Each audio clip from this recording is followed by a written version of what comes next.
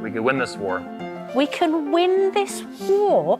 Okay, well, joining us from Orlando, Florida, is the man in that clip, Anthony Dream Johnson, who says he wants to abolish feminism and make women great again. No, but it also says, with the trademark, make women great again. For women, always great. Make women great again. But they're going to do a 3-day seminar for women led by all men. In mansplaining news, a 3-day conference for women led by men hopes to make women great again. How the 22 convention will make you the greatest you ever. Raise your femininity by 500%. First of all, how is a man supposed to tell a woman how to be the ultimate woman?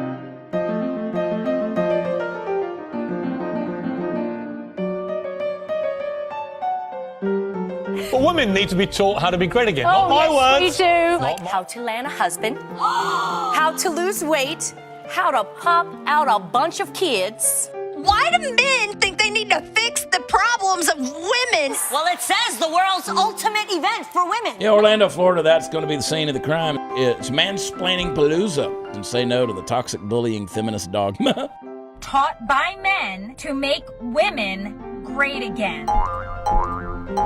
Taking the stage now is the founder of the 22 convention. You're in for a treat, Mr. Anthony Dream Johnson. Anthony Dream Johnson. Anthony Dream Johnson. The first president of the manosphere. It's run by all men, which promises to, quote, make women great again. This course is guaranteed to raise your femininity by 500%. Together, we will make women great again. Excuse me, I'm mansplaining here. She said there's nothing radical. Howdy, everyone. I'm here to introduce Anthony the Dream Johnson. What's his dream? Fairness and justice for men and women. A good society. But Anthony he's not just a man who has goals like that. He's a friend of mine. And I don't have many friends. Only 5 friends.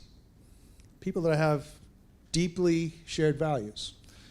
Anthony has a deep commitment to rationality, to pursuing honorable goals by worthy means, and it's truly a pleasure and an honor for me to introduce him to you, Anthony Johnson.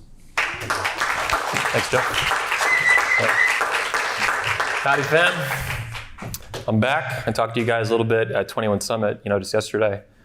This is going to be my keynote address to the ladies of the 22 convention. A couple guys here as well, a couple non-birthing persons. So I appreciate y'all showing up, enjoying the event, and experiencing what, like he said, my dream. One of my dreams was, and currently is, making women great again. We're going to look into that now. This speech today, actually, my keynote here now, this is the first time I'm going to do a comprehensive overview of what Make Women Great Again really is on video. In the previous 2 years, and we'll look at it in just a moment, I gave much more specific talks. In 2020, we'll see in a minute, I gave a talk on motherhood, and last year in 2021, I gave a talk on making women virgins again. Hats in the back, of course, on sale, $30. Pick one up. So let's get into it. And this is actually, too, I'm working on a book of the same title. So Making Women Great Again. This is a simplified overview of that, comprehensive overview. The book, it's still in the early phases, but should be coming out next year. Fingers crossed, we'll see how that goes. So for those of you who don't know, Make Women Great Again, when it launched, like on the last 2 days of 2019, basically early 2020, it went viral. It was the first thing we'd ever done in terms of going viral in the media with my company in like 14, 15 years at that point. We had a couple news sources that had looked at what we'd done before that, a couple interviews, but this was massive. It hit the New York Times, the New York Post. I did a 20-minute interview on TV with Piers Morgan, Blaze TV, Sky News. It hit everything. We actually counted all the people it hit on the internet, basically, and it was somewhere between 100 and 150 million. If it's on Twitter, a bunch of those are probably bots, but outside of that, still millions and millions of people. And that happened right before COVID hit. So January and February, the media was obsessed with this, naturally, and it was hilarious, and it was a big learning experience for life. I never had that many haters before at one time. I'm used to getting a lot of hate, a lot of controversy and shit like that, but this was particularly massive, and it was so much fun. Since then, we still get a lot of heat from the media.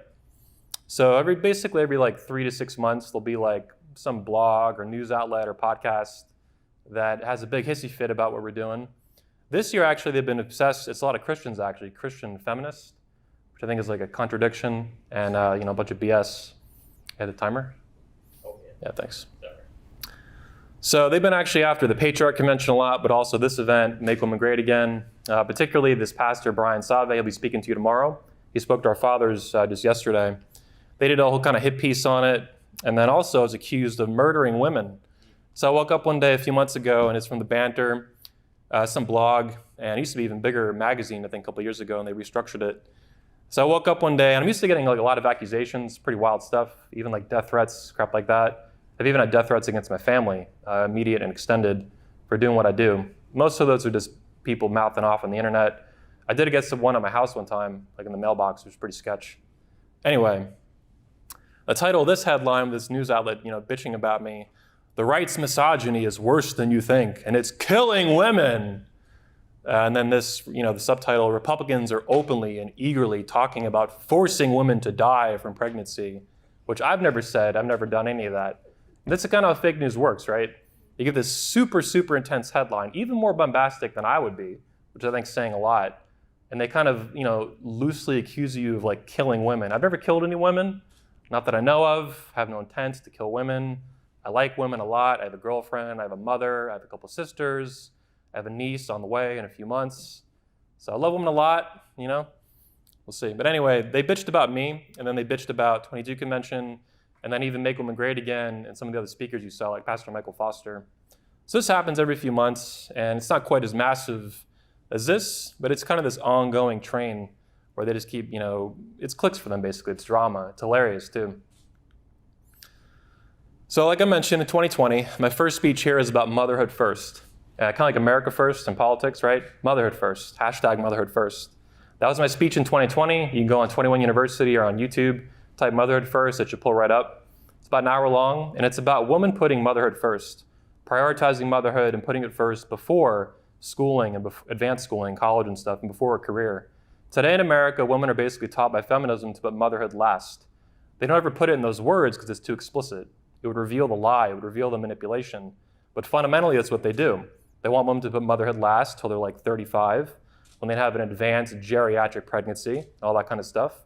The chances of birth defects go up for the child. Chances of problems during pregnancy go way up. The chances of problems during childbirth go way up.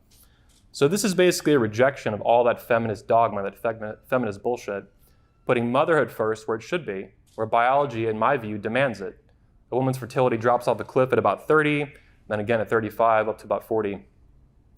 So nature wants you to get pregnant and have babies as young as you can for your own health and even the health of your children.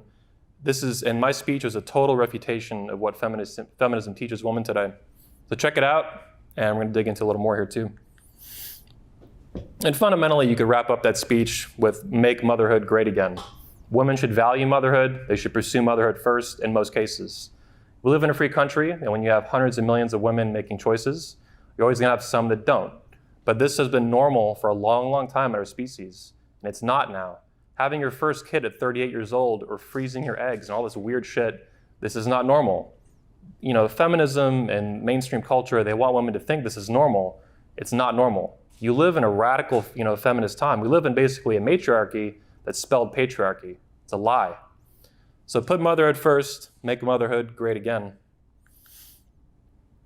My speech last year was a little different, but also much more specific, right, that we're going to get into today. And that's make women virgins again. And this was a speech last year. You can check it out. This came out actually about a month ago on YouTube and 21 University. And it's about prioritizing virginity and actually valuing it again in our culture.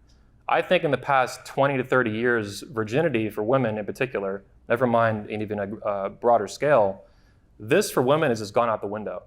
I think all the way up to maybe the 80s, this was still kind of a thing. And the 90s and 2000s and beyond, it's just gone out the window. Most girls are having sex by 15, 16 years old at this point, if not even earlier. So this is a whole speech on those issues and how women should prioritize virginity and not just throw it out the window, willy-nilly. Bad idea. Keep that shit as long as you can. This didn't show up too right. Anyway, this is a picture. One of the inspirations for my speeches is my grandmother on my mom's side. There's actually a picture. I don't know why it came out fuzzy like that. I'm not sure. But anyway, it's a picture of my grandma, my grandpa, my uncle, my aunt. My grandma I've spoken about previously in my speeches, so I thought I would show, even though it's a little pixelated. She was the greatest woman I ever knew. She died about in 2011, it's about 11 years ago now. But she's inspired a lot of what I talk about in these speeches as a model for how women should behave. And fundamentally, make women great again, if women don't figure this out watching a video or in the media and stuff. Yeah, women I think were better when they were a long time ago. And this has gone downhill over the decades and over the past century at least. My grandma got married at 16 and then got pregnant with my uncle, you see on the right, Uncle Johnny, when she was only 16 years old. That's pretty young. Back then it was normal. And even if that's not normal again in the immediate or distant future, something in that direction is a lot healthier and more normal than like being 38 years old, having your first kid, going through 20, 30, 40 guys, and then settling down with some beta when you're like 40. This kind of model behavior is delusional. Feminism teaches women that this is normal. It is not normal. This, her marrying my grandpa at 16, that's pretty young, but in America it's still legal in a bunch of states. And I think anything in that direction is a lot healthier and normal for children and for women and for building a better country and a better future. So I just kind of wanted to share that to you guys.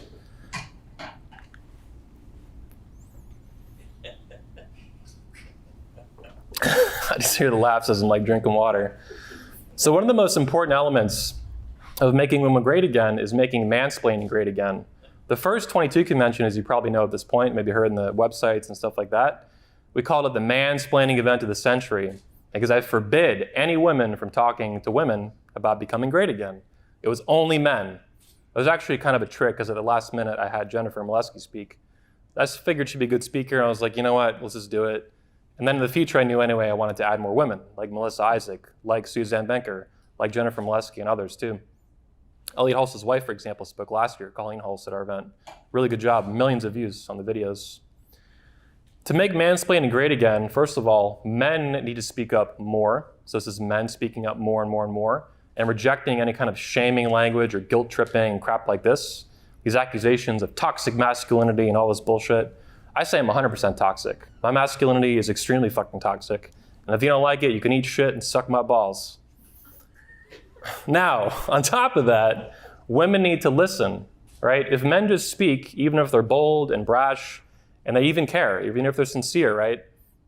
And fundamentally, a little tangent, but ultimately, most of fatherhood is mansplaining, right? A lot of speakers you've seen here are fathers at this event leading up to this point when they speak in here. A father teaching his young daughter how to be a woman, how to be a good woman. This fundamentally is mansplaining.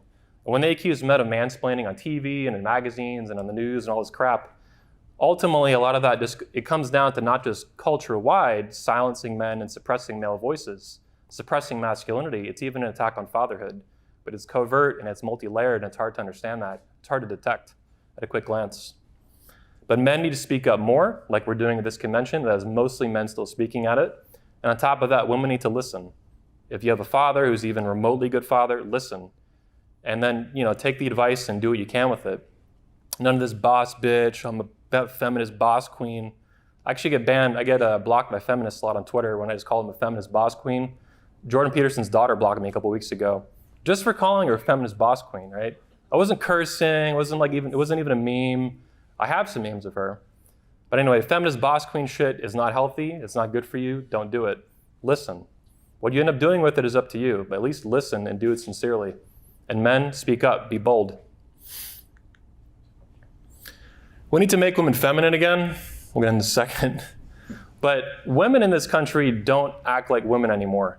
When I went to Poland for my first time, I've been to Europe many times for this convention. We've had our men's convention, 21 convention back in 2010 in Sweden. We had it in London in 2011 and 2012. And in Australia, even in 2012 as well. We had a bunch of events around the world back then. And I got to see different cultures, how men and women operate and stuff like that when I was there, usually for 2 to 6 weeks at a time. So it wasn't a year at a time, but I got a good taste of the culture. Poland was different. We went to Poland. We had the 21 convention in 2019 in Warsaw. And I spent about 2 months, or a little bit over a month, in that country in 2019, scouting it and then doing our event there later. And I was amazed at how women and men acted in that country. The men acted like men and the women acted like women. And I will never forget seeing that in a modern, civilized country like Poland. It's different. You see a little bit of this in South America and stuff, but in Poland, it felt like America, it first world country, nice and clean, super cool shit. I love those people. But the women act completely different at a scale I've never seen. Nowhere in America, nowhere in Canada, nowhere in Australia, nowhere in Britain. In Poland, women acted like women. Everywhere you went, airport, coffee shop, hotel, whatever. And that blew me away, that to see that many women act that consistently, and the men too, right? You could even feel this kind of tension, like the women expected men to act like men, and the men expected women to act like women. Basically, their gender roles are still intact in Poland. I think because communism is so, in Poland basically they fucking hate communism. I mean, with a burning passion, because the Soviets came in and controlled the country for a long time. And I think because of that hatred of communism on a political scale, any sense of it culturally, they're super, super averse to. They just hate it. And because of that, feminism has taken a much slower route there. They're worried about it, they're concerned about it, but the tolerance for it is lower. As a result, they have much more intact gender roles, much healthier. And it feels good. It feels good to be around it. I mean, as a man, I was single back then, just going there and seeing just women act like women just all around you. It was wild. I'll never forget it. And it kind of reset my standards and expectations for what I even wanted from women in America. So it was a really good experience. So women need to act feminine again. They don't need to act masculine. I hope this should be common sense. If you're a woman, act like a woman. If you're a man, act like a man. This is a good, simple way to live. It's worked for thousands of years. Now, only sluts instead of OnlyFans. There's nothing on there but sluts. I mean, literally, if you go anywhere in America and any kind of sample size of people, and you have women, right, millions of them or something, or thousands, it's always gonna be a mixture of people, right, how they behave. On OnlyFans or only sluts, it's 100% sluts. If you found a not slut on there, I'd be stunned. So it's only sluts, only thoughts, only skanks. Anyway, I went to college, for example, in the 2000s, 2006 to 2010 at UCF in Orlando. Back then, OnlyFans was still a long way off, right? Seeking arrangement, sugar baby stuff was still really, really young. I didn't even hear about it at that point until many years later. So women now, particularly with OnlyFans, right? Other things too, kind of Tinder, kind of seeking arrangements, sugar baby stuff, but really I think it's just this thing that has normalized prostitution for women in America. Other countries as well, you know, it's internet things, so it's not just America, but primarily in America, it seems to really taken off, where women will monetize their sexuality. There's hookers, basically. They're digital hookers or digital strippers. This has been normalized in America for millions of women. This is not feminine, at least it's the dark side of femininity. As a speaker like Pat Stedman, you guys will see at our event, we might call it. But this is not normal. You know, being in college in the late 2000s, I never thought that in the next couple of years, prostitution would just become completely normalized for millions of American women. Did not see that coming. And I think most Americans would agree with that. Like, what the fuck happened? Now, it's a free country. This is still going on. I'm not calling it for it to be canceled or anything like that. It is just bizarre, and this shit needs to stop. It needs to tone way, way, way, way, way down. Exist, okay. Normal, not okay. One of the ways to look at this is actually from your next speaker. AJ Cortez speaks right after me. And in 2019, he uses a simple bell curve. He talked about sluts and good girls and virgins and stuff like this. And one of the explanations he gave, I'll never forget, is first of all, there's always been hoes and 304s, as Coach Greg might call it, right? And sluts and, you know, promiscuous women, whatever, right? That's not new. The old saying is prostitution is the oldest career in the world, right? For who knows how many thousands of years. That's not a bad thing. It just kind of is what it is. What's happened is the bottom end of the bell curve, where you had your sluts and your whores and your 304s and all that shit, your scallywags, that has shifted into the middle of the bell curve. Like OnlyFans, this used to be a small minority of the population that would do this kind of stuff. Strippers, working girls, escorts, whatever. That has now moved into a huge chunk of the population. This is crazy. Like, it can be funny, we can laugh at it, we should laugh at it, but at the end of the day, it's really fucking sad, and it doesn't work.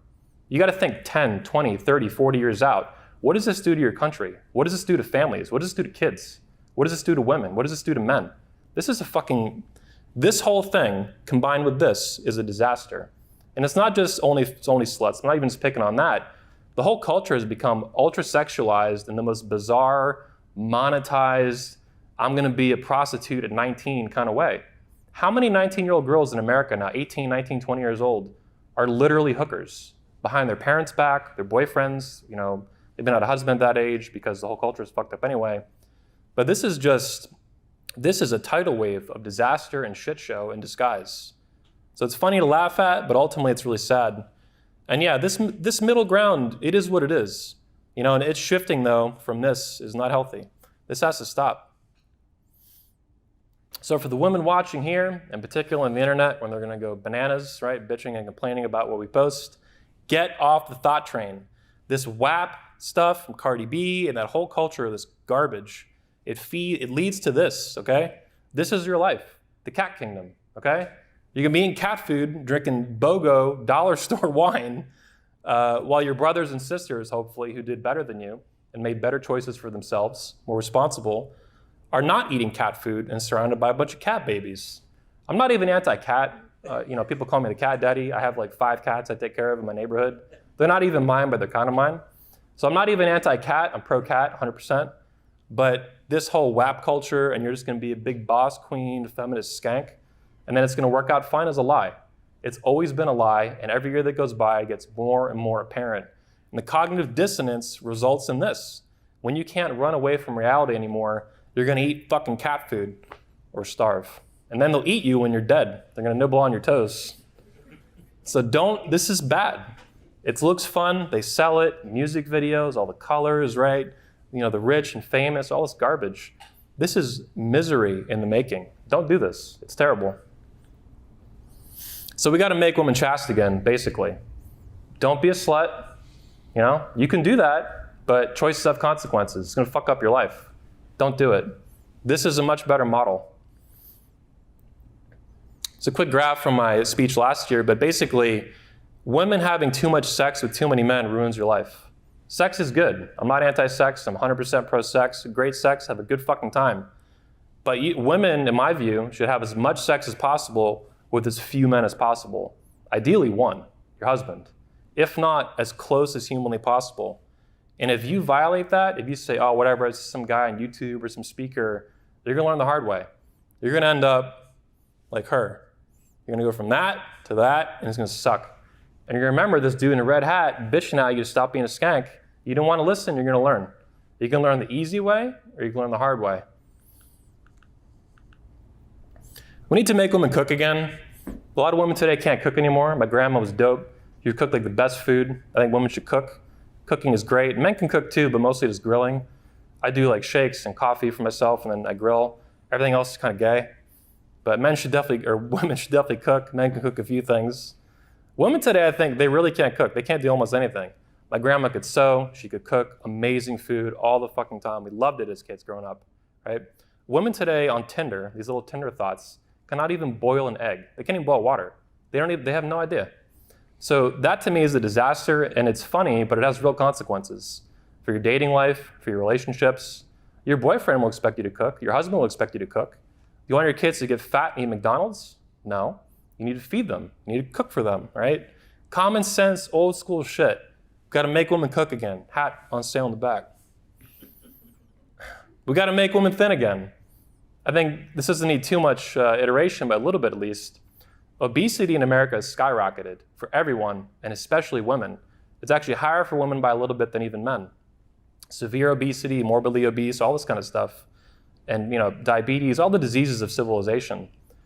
That's terrible. It's terrible for you. It's terrible for your family. It's terrible for your relationships. It's terrible for your work. It's terrible for your kids, birth defects, complications of pregnancy, stuff like that. So we got to make women thin again. Now, I don't actually care too much about thinness. That's just meant to be offensive and polarizing. We should actually pursue is fitness and health. You should lift weights. You should eat healthy. You should respect the wisdom and the nature of your ancestors and how they ate. That doesn't mean you have to mimic them. You should definitely look into eating something along the lines of a paleo diet or a primal diet. We have a lot of speeches at 21 University and former speakers at 21 Convention. Mark Sisson, Dr. Paul Jaminet, Dr. Doug McGuff, a lot of medical doctors and PhDs and famous authors that spoke about these issues, and you should look into it. It's changed my life. I started eating paleo in 2008. One of my sisters, I got her to eat paleo when I moved back to Orlando in 2016. She lost 40 pounds in 3 months. And it cured, she had PCOS, PSOX, I think how you say it. It's a problem that women can have, and it's like really serious. She had multiple surgeries for it. I went to her doctors with her. They told her she was basically like doomed. It was never gonna go away. Cleared up in 3 months. That's not medical advice, disclaimer. But it was very frustrating talking to these doctors because I knew I could fix it for her in a few months, and then it did. And she was terrified of that, and she had pain, severe pain. She said way worse than like PMS stuff, or whatever you call it. And she had that since she was like a teenager. Fixed, boom. Might not do it for you, depending if you have it, who knows, but I can guarantee you, living in alignment to your DNA, living in alignment to your ancestors and what was inherited to you and by you, from what your parents and your ancestors who came before you, is gonna make you live a better life. That's what being, Jennifer Molesky asked me a couple years ago what it meant to be a woman on a podcast, we were doing like an interview. And I told her very simply, it's living in alignment to your DNA as a woman. You are not a man, you don't have a Y chromosome. And you need to live in alignment to that and all the choices leading up to that for hundreds of thousands of years to live well. From eating to working out, women should lift weights. I think it's very healthy for you. So I say thin, but really what I mean is health. You should be healthy and you should be fit, and you should pursue that your entire life. And women in this country are not that. Other countries, it's a little bit different. Poland is way, way fitter and way healthier. But in America, it's a serious problem, and particularly for women. So eat a good diet the rest of your life, have a good time, live healthy, be well. We gotta make women pregnant again. Fertility is going way downhill, right? Women eat like crap, you eat McDonald's, your fertility goes out the window. You wait to have your first kid at like 39 years old, your eggs are almost all gone by that point. 98, 99% of your eggs are dead by your late 30s. By age 30, 90% of your eggs are dead. Young girls, they have no idea about any of this stuff. So we gotta make women pregnant again. Women gotta get wifed up, they gotta get knocked up as young as they can. White women in particular have done really, I think they're in last place. So white girls, y'all watching, shame on you. Last place, loser shit. Get in first place with that. The other girls, they get wifed, they get knocked up. White girls, they're not making enough babies. So white girls get knocked up, quit being lazy. This is actually a tweet from Elon Musk, just a few months ago, or actually from 2020. But he's talked about this a couple times over. Elon Musk said recently, billionaire, if you guys don't know him, almost everyone does, population collapse is second biggest danger to civilization after AI, in my opinion. I think he's right. I'm not sure about the AI thing, that's more his deal. But this overpopulation, feminist, globalist garbage, this a wild conspiracy theory. It's nonsense. Fertility and births and all this stuff are dropping off a cliff. It's bad. It's bad for everyone. Make as many babies as you can, have unlimited babies, get wifed up, knocked up, young, have a good time, build a family. None of this overpopulation, I'm gonna have one kid or just two, no, 3, 4, 5, 6, 7 kids. Michael Foster, 7 kids. They even had an 8th, but unfortunately she died right at the last minute, like stillbirth. But anyway, I have a bunch of kids. I came from a big family. I'm very happy I did. And I think most people who do are much more well-balanced. I'm sure that's amusing, given what I do. But I love growing up in a big family. I hope to make a huge one myself. And that is the plan. I'm gonna do that, lead by example. So have babies, make women pregnant again. We gotta make women fertile again, very similar, and that comes from health. None of this egg freezing garbage, I'm gonna unfreeze my eggs, I'm gonna live free, eat, pray, love, eat, pray, slut, all this dumb garbage, no.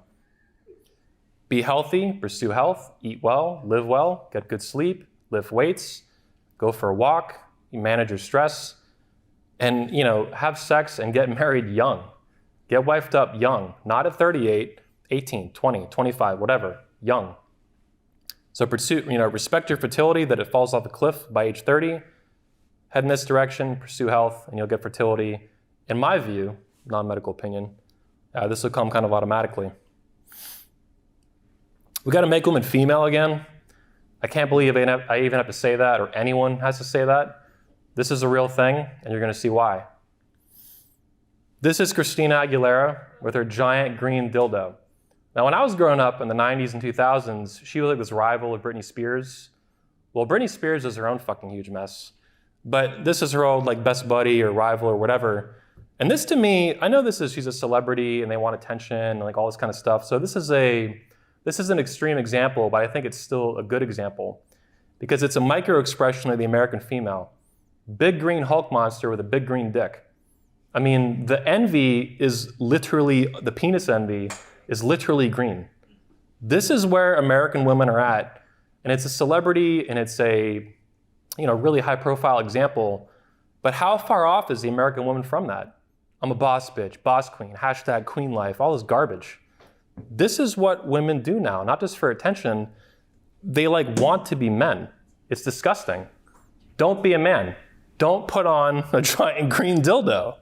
You don't need it. It's not going to make your life better. It's disgusting. It's sick. This kind of crap has to stop. And even though your average Tinder girl is not walking around in a big green Hulk monster suit with a big green dildo, this is not that far off from how women operate today. They act like men. And then at the high end of it, you get this kind of bizarre stuff for attention. This has to stop. We got to make women wives again. Elliot Hulse, one of our speakers, he gave a whole speech on this back in 2020. He spoke also at the event earlier on yesterday. So you can go on YouTube or 20 University and search Make Women Wives Again. He gave an entire speech on that. Oh. No, we're good. Yeah, he'll let me know. Anyway, we got to make women wives again. None of this single life shit forever and ever and ever. Get wifed up, get knocked up young. We're good? Yeah. Make women wives again. Make women submissive again. So this is a big trigger word. A lot of people get really upset. Lori Alexander is an author and a blogger I know. You guys might know her from The Transformed Wife. One of her memes actually inspired Make Women Great Again. That men prefer debt-free virgins without tattoos, which is obviously true, but irritates people to no end. She talks a lot about submission for women, and from a female perspective, I recommend you look into Lori Alexander and her work with The Transformed Wife. She's also like hyper-Christian, which I think is pretty cool. I'm not, but it's interesting. So with submission, I'll give you a little example. One of my sisters, a couple years ago, she was getting in a fight with her boyfriend about some stuff. They'd been dating for a couple of years. And he wanted her to do something, and she didn't want to do it. And I was like, well, do you respect him? Do you submit to his authority in your relationship? Is he your leader? And she's like, yeah. I'm like, well, guess what? You need to do what he tells. I don't agree with what he's doing either, but you need to do it. If you just do what this guy tells you when you feel like it, that's not submission. That's not you being a woman and embracing that. That's just bullshit you're telling yourself. If you only submit when you just feel like it, and you're in a good mood, and we're all this garbage, no. That's nonsense. You need to do it even when you disagree. Elliot and his wife talked about this as well last year at this event. And you guys can watch the video. It's got millions of views. She does what he wants her to do, even when she disagrees. And they go into the reasons why that is. One of them is so he can learn, right? As a leader, he needs to learn how to lead his family. That means make choices, right or wrong. And then those responsibility and authority, it's got to stick with him. So real submission is submitting basically all the time. Right? Don't get hit by a car in the process. Anything short of putting yourself in imminent danger, if you consider your boyfriend, your husband, your leader, you need to follow his lead, especially when you disagree, because that's the test. And if that test hits you and you're just like, no, I'm gonna do what I want. No, you're not submissive and you're not submitting to him, and it's bullshit. You're just doing it when you feel like it and when you happen to agree with it.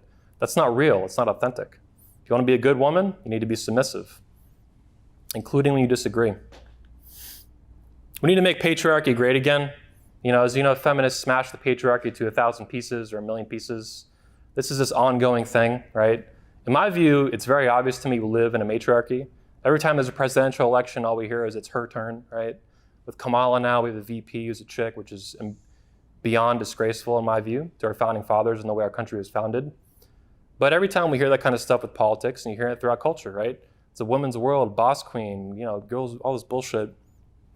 We need to rebuild the patriarchy. Patriarchy is good for families. It is good for women. It is good for everyone. And patriarchy to me is this masculine leadership, particularly in a family, right? None of this co-equal, we're gonna be partners. I hate this. Nothing irritates me more than when a husband or a wife calls their husband or wife a partner. No, you're not partners. They're your husband or they're your wife. This partner stuff is like a business arrangement? Or do you guys have like a three-way partnership with your business? This is stupid. So we need to make patriarchy great again. Men need to lead, and women need to follow. This is a choice you have to make. It's not automatic. You're a human being, you have free will, you have to act on it. You have to live in accordance to it. And that means following the leadership of men that you choose. Hopefully you choose a good one, or your parents help you choose a good one, or your friends and your family and stuff like that. Fundamentally though, patriarchy is good. We're rebuilding it brick by brick, bit by bit at the Patriarch Convention. One view at a time, 1 million views at a time, which is going pretty well. So make patriarchy great again. It is not evil. It is not bad. It's all nonsense that they taught you about this stuff. We got to make women classy again. One of the things I noticed about when I went to Poland, everywhere you went, women dressed really well. Really, really well. Like I was stunned. Even in the airport, in America, you go to the airport, big airport, Orlando, Miami, Chicago, girls will walk around like in sweatpants or eating like McDonald's fries and shit. You can like smell it literally. Actually, I would give you that example because I came back from Poland after the convention. I went to another city to tour it for a future 21 convention. Came back a couple weeks later. The women in the Poland airport were dressed like girls in America would be going out to a club. Even better in some ways. More classy, a little bit more covered up. Nice shit. They understood how to dress. I get back to America. These girls are all just like sweating and they're like these hoodies and shit and like yoga pants and literally smells like McDonald's everywhere. I wasn't even near McDonald's or Burger King or anything in the airport. It just smelled like it. I was just like, oh my God. On one hand, I was disgusted, and then I was like, but these are my countrywomen. I want them to do well. God, they smell like McDonald's. This is gross, and they look like garbage. But they need to do better. Just dress better, right? The way you look is important. It's the first thing and particularly for women, right? It's even more, I think, than for men. But the first thing people see about you is the way you look, your appearance. Take care of yourself. Take care of your health. Work out. Eat healthy. And dress well. Put some effort into it. If you wear yoga pants at home or yoga class, whatever, if you're wearing yoga pants to like church or something, this is just like ridiculous. This shit has to stop. Dress better, be classy, take care of yourself. Don't be an OnlyFans girl, or TikTok thought. That's what Coach Red calls them, tick thoughts. Yeah. So be classy again, dress well, look well. We got to make voting great again. This is my new initiative this year. I wasn't always like this, but now I'm like, you know what? I'm taking this route. I think this is what we need. So I'm not opposed necessarily to women voting. Obviously, this is a constitutional amendment. I don't think there's any leeway at all for that to ever change. It's not possible, or it's so far unlikely it's just kind of irrelevant. But I made it a commitment earlier this year on Twitter, and then I posted on Instagram. I got banned on Instagram temporarily for it. But I said I'm never voting for a woman again, anywhere. And the only exception I would ever make is from Melissa Isaac, who just spoke here earlier today, ever. I told her that like a year ago. So I'm done voting for women. If you want to vote, do your thing. That's your right, legally at least and politically. But as far as voting for a woman candidate, primaries, general election, I'm done. If it's man versus woman, I'm either voting for the man or not voting at all, period, every time. If it's two women running in like a primary race or even a general, not voting. I did this earlier this year for the Florida primaries and because I'm done. The general election's coming up, same thing.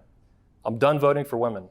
I do not believe under any circumstances women belong in government, leading governments, particularly like a presidency, a vice presidency, a governorship, anything like that.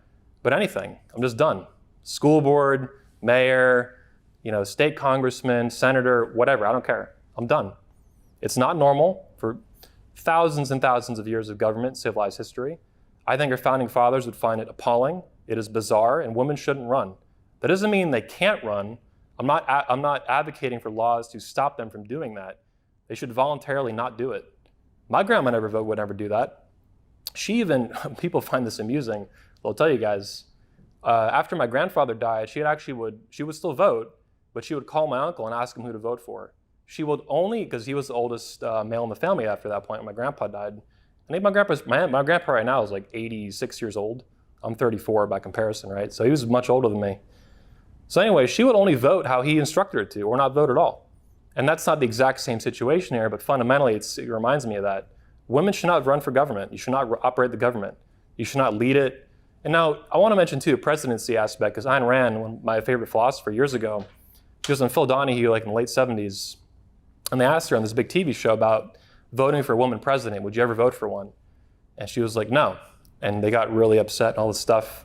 They even asked her, like, what if a woman was better qualified than a man? Ayn Rand said to Phil Donahue, well, if it had fallen that low, I might. And the women were like aghast. You could hear them like, it's actually on YouTube. You should go watch it. But she actually explains a little bit more of her theory on why this is, particularly the presidency, because at the time she would still vote for women running for government and other offices, congressmen, senators, stuff like that. The presidency in particular, in our country anyway, in America, of our federal government, the president is the commander-in-chief of the military. And in Iran's view, she was born in the Soviet Union, she fled to America to flee communism and stuff. This was just insane to her, that you would put a woman in charge of men at this profound level of an entire military, not just even a particular branch, the whole thing, the nukes, the military, the Air Force, everything. That to me is just crazy. There's no point in human history up till extremely recently, with the exception of queens, right, the divine right of all this stuff, but this is not normal. I think our founding fathers not supported at all, so I'm just done. I'm not voting for a woman ever again. Ever, ever, ever, ever, unless Melissa runs. Then we'll consider it. We'll see.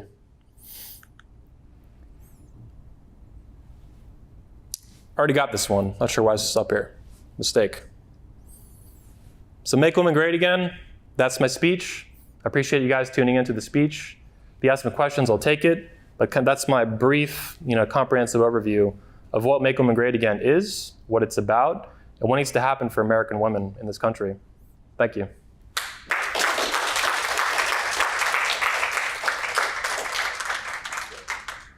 If there's any questions, I'll take some.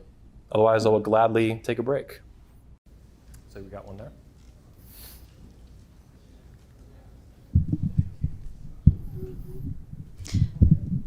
Okay. I think it's very interesting, the points that you made about voting. I think after the election, and I'm also from another country, so I can kind of look at what's going on in at a greater sense. And it's not just in America. There's a lot of voting issues in a lot of different countries. And now that we're on digital machines, how are these auditable if you don't have a paper trail at all? There's some countries where they have no paper trail. It's just digital. So I'm also not saying, I think it would be easy to restrict voting to get rid of this fraud and all this nonsense that is happening. And I don't understand why people aren't talking about it. We had that whole investigation, and there's a lot of other investigations in a lot of different countries that are going on. Why is nobody talking about these issues with digital? It's a huge problem. And if I can comment on what you're saying here, I think the average person is basically asleep. It's basically as a sheep. That's it. Sometimes it's easy to say like a ton of people are stupid. Think about how stupid the average person is. Like comedians have said stuff like that, stand-up comedians. But I don't really think that IQ or stupidity is as much of the issue as people are just asleep. They sleepwalk through their whole life. Not just in politics and government and their country and whatever, it's everything. They get fat, are asleep, they just do what they're told, they're obedient in all the wrong ways, right? They're not obedient to some husband that loves them or whatever you want to call it, and some family. They're obedient to a boss who doesn't care about them, or some woke corporation that's just going to fire them as soon as they can automate their job. So yeah, people are just asleep. First of all, that's how I look at it with voting or anything else. They just totally tune out to everything in the world around them. Yeah. I don't know how we can start talking to people about this issue. Back in the day, it used to be you could only vote if you were male and you owned land, right? Yeah. And you were responsible to the draft if, I don't understand why it's such a problem for you to look at it from a logical perspective. People who vote are people who will be drafted. So in my understanding of American history anyway, early voting not only was attached to these certain conditions, some of which are racial, which I'm glad there's a gun, that's fundamentally good. But voting fundamentally back in the early parts of our country's history, it was not considered a right. Not in that you don't have the right to do it. It would have been bizarre to them if you told them it was a right to anyone, even men who were voting at the time, right? White landowners, whatever. It didn't exist like that. Voting was seen more as like a jury duty. It was like an administrative duty that you had to go out and do that was kind of a pain in the ass, but you did it anyway. Kind of like jury duty today. At some point along the way, late 1800s and early 1900s, this changed. Voting became a right. It's a right. Look at today. The propaganda for it's insane. Use your right. Go vote. This is not, for a lot of American history, this is not the case. People just didn't care. They weren't involved. And it was seen as more sacred. So the idea, our modern conception of voting being some individual unalienable right, like your right to life, to own property, to defend yourself, to pursue happiness, voting was not seen with that. It's not in the Declaration of Independence, right? The right to life, liberty, the pursuit of happiness, and voting. Voting is not in there. Never was, not even as a potential. So that's a huge propaganda battle. I don't have an easy answer for it, but That was a pretty recent change in history. And I don't think it's a right. I think it should be limited, maybe not to landowning, but like, even if we limited voting to just taxpayers or even tax filers, even if you didn't pay a single dollar in taxes, this would radically alter voting demographics in the United States. Much as, you know, women got the right to vote, or the ability to vote, this changed everything. So you don't think it's possible to have that conversation at all? I mean, I can understand that every time that I try to talk to anybody about this, even in my personal life, it's hysteria. Yeah, This is a right. No, it's not. It really, historically, it isn't. But, you know, it's so difficult. So one of my favorite speakers that I've invited here a couple times, but the vax mandates and stuff keep blocking it, is Professor Janice Fimengo, a woman who's been on my channel many times. I think an incredibly powerful speaker for women and against feminism and for men. And she talked to my channel one time when I was interviewing her on the Red Man group. She was talking about how the West probably isn't going to survive decadency. And this is a word you don't hear used that often, decadent, right? Maybe in a movie or something. But I thought about what she said and I was like, that's a really good point. We are so wealthy in America, and then, you know, our allied nations, Canada, Britain, the UK, Australia and stuff. We have so much wealth and we're on so much power left over from like World War II and all the powers changes that happened geopolitically then. Yeah, I mean, it might be the fall of Rome in the near future, next couple decades or whatever. I don't know. No one really knows for certain on that. Everyone has an opinion, right? Every conspiracy theorist is like, it's coming any minute. Buy my fucking vitamins right now. Buy my food bucket. The only of mine, my toothpaste. You got to buy my toothpaste. Maybe we will, and maybe, you know, it'll be like a balkanization. Maybe it'll be kind of like a Soviet Union collapse, and we'll have different countries. Maybe it'll stick together and we'll hold together. Maybe it'll be this big renewal of masculinity and femininity and family. And then through that, politics lives downstream from culture. Maybe that'll change. That's why I do what I do with these conventions and this whole everything at 21 Studios. You know, it's not just politics, it's the culture that changes everything. And politically today, these issues none of them really give a shit. Conservatives will give you a little bit of lip service about like family and a little bit of masculinity now and stuff, but it's all fake. 99% of it's fake. They don't give a crap about masculinity. They don't give a crap about family. They don't give a crap about fatherhood. You know, they're basically all feminists. I would say 90% of conservatives today, in the Republican Party or otherwise, right, that vote, all their views and almost all their views would have been considered radical feminism 20 years ago, 25 years ago. These people just lose and apologize and adopt everything that their political opponents do. I mean, so yeah, it's thinking about that though, that especially the conservative women, I call them conservative sluts, conservative skanks, these fake conservative women they're all basically just radical feminists. I find it appalling. You know, they consider themselves traditionally conservative. So you're a radical feminist from like 1994. Get the fuck out of here. Anyway, I don't interrupt you too much. Thank you. You have a question? Oh, here she goes. Not necessarily a question, but on the voting, I understand your grandmother because my husband tells me how to vote so that we have 2 votes. And I never, ever would vote against what he said, which is part of the submission thing, which means that our example as women for submission in the Bible is Sarah. And her husband tried to give her to Pharaoh. Now, she didn't follow up on that.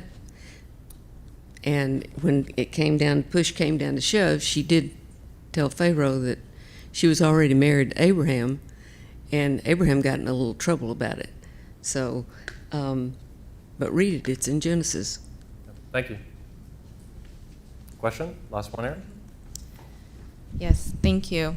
So it seems to me that both girls and girls would learn in their household how the example of a feminine and submissive woman from their mother, ideally, but also fathers play a huge role in teaching a daughter how to take correction and be submissive. And fathers also play a huge role in teaching sons how to lead and give correction. So I just wonder your thoughts on, I guess, the state of teaching children, both leadership and followership, considering that so many kids are getting raised in fatherless homes currently. Can you be a little bit more specific? Like, do you want me to comment on the fatherlessness situation, the tidal wave of single motherhood? I'm curious about how we fill in the gap. You know, how do we even teach young girls, right? Yeah. I'm just taking from the position of my perspective as if I'm going to take full personal responsibility for the role I play in the hierarchy of women, right? How do I support young girls to learn how to be submissive when they're being raised by masculine women who are trying to be both their mom and their dad in single mother homes a lot of the time? The situation is not good. So I think I understand what you're kind of asking and getting at. There, like I mentioned a minute ago, just kind of casually, there is a tidal wave of single motherhood and fatherlessness in this country, particularly with Black Americans, but also whites and Hispanics. Asians are doing significantly better, but even that's gone through the roof. Single motherhood in this country 100 years ago, I think, was like 2%. It was like a single-digit percent. It was super low. In the Black community in America, I think it's around 70, and whites and Hispanics are in the 40s. It's huge. This is a serious problem because this is kind of a one-way street. When you have broken homes and broken families, and the Richard Grandin spoke to you guys yesterday, he would call it intergenerational trauma. It's like a snowball going down a hill. So it's not good. And that, I think, also feeds into or alongside the decadency I was talking about a minute ago. So there are catastrophic problems facing our country and even beyond America, Western civilization, that are coalescing. And even in the most aware elements of political culture today, the things that I even support and like, they're just like clueless to this stuff, or they're only vaguely aware of it. As a positive counterexample, though, in Florida earlier this year, our governor, he put together, and they signed into law with the Lincoln legislators, a like $100 million or so fatherhood fund for fathers in Florida. So that was a good step in the right direction to kind of actually facilitate what you're saying and support fathers being fathers and support all these kids who don't have fathers around and stuff. It's a bad situation, basically, and I don't know if there's definitely no guaranteed way out of it. I mean, anyone promising you some guaranteed path out of this giant tidal wave of single mothers, they're lying to you. This is a big problem. Because single mothers, as most of you probably know, they're the worst parents in America. That's a fact, not an opinion. They raise the worst children. Not single fathers, which also, that's not good. It's single mothers. Their children come out really super screwed up. Divorce rates in the future, drug problems, prison problems, violence, all behavioral learning disorders. Like it's amazing how bad it is. So it's not an easy problem to fix. The one hope that I have, I think the manosphere, which is this event and the others and the whole 21 Studios and all the speakers you see here too, with their own content and their own channels, I think the manosphere is the most important movement alive in America today and in the West. Because it's the only thing, in my view and my understanding of all this, and I track this shit like a hawk, that's doing anything at serious scales to push back against feminism and all this dogma and this propaganda that they fed. We live in a feminist culture. Everything's feminist. The government's feminist, your state government's feminist, the federal government's feminist, the FBI's feminist, the military's feminist, the church is feminist, the school's feminist, the high school's feminist, the college is feminist, Walmart's feminist. Everything's fucking feminist all the time, literally all of it. They have dominated culture with this toxic garbage to such an astounding degree that we're like fish in water. We're not even aware of it. But the manosphere is the one thing pushing back against that tooth and nail. I think that there's even government agencies like Homeland Security and stuff that have been investigating the manosphere now, and they want to basically demonize it and just vilify it basically, because it's a threat. It's a threat culturally and peacefully against all this garbage. It's causing all these problems with single motherhood and fatherlessness and all this stuff. That's the only thing I see today. There's no more cigar bars, right? Your church is all woke and feminist. Your schools are feminist. The government's feminist. Even the Boy Scouts, they don't even exist anymore. I was growing up in the 90s. There was Boy Scouts. Now there's no Boy Scouts. They're just the Scouts. They're even getting sued by the Girl Scouts, I think. That's how retarded our culture has become. The Girl Scouts are suing the former Boy Scouts, which basically got a vasectomy or something, or the snip. It's no longer the Boy Scouts. They've castrated the Boy Scouts, right? This shit's falling apart. But the manosphere I have a lot of hope for. That's something that's been a part of my life since I was 17 years old. I love it. I think it's fundamentally a positive force, even if it's not perfect. And I'm doing everything I can to make it better, and to make it stronger and more powerful, and actually have a huge impact on culture and shift the course of American history, which is extremely hard. I think people underestimate that because everyone's going to change the world with like a PayPal account or a YouTube channel. And it's not that easy. You need the amount of impact and influence and views. Like my friend Cobra Tate, Andrew Tate, you guys probably saw that recently blow up, right? He blew up to such an astounding degree. He was actually moving the needle on young boys in America and in the West. They axed him. Big tech, billionaires had a hissy fit, bitch fit. Instagram, YouTube, Stripe, PayPal, newsletters, hosting. I mean, his banks were canceling him. It's crazy. Because this is the amount, that's the amount of, he got 12 billion views in a few months on TikTok and like another billion on YouTube and all this stuff. You need views. My channel is doing crazy. Like, we're having a huge impact.